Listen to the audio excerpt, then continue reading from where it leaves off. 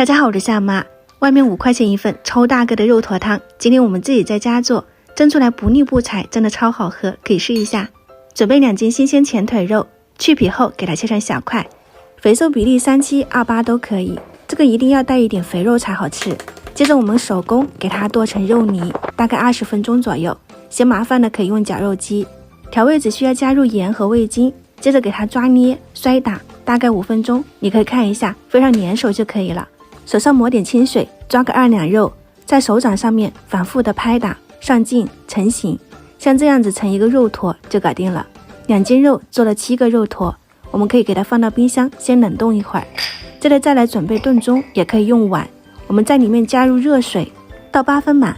肉坨如果不是马上吃，你就一定要放到冰箱冷藏或者是冷冻保鲜定型。我这里大概冻了30分钟，像这样子就是一个原汤，又是肉坨汤。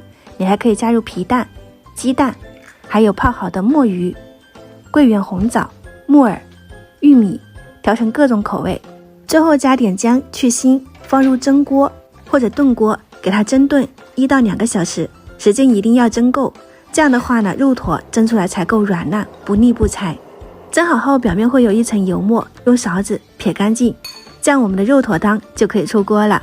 加点盐或者是鸡精、葱花就可以开喝啦。搭配不同的食材就有不同的味道，桂圆红枣、木耳的都非常的好喝，还有这个皮蛋的真的很惊艳，墨鱼、鸡蛋都是常规操作，或是单单一份肉坨汤都很鲜美了，软烂不腻口，汤鲜味美。如果你也想吃，给一点赞收藏起来试一下。喜欢我的视频别忘了关注我哦，我是夏妈，我们下次再见。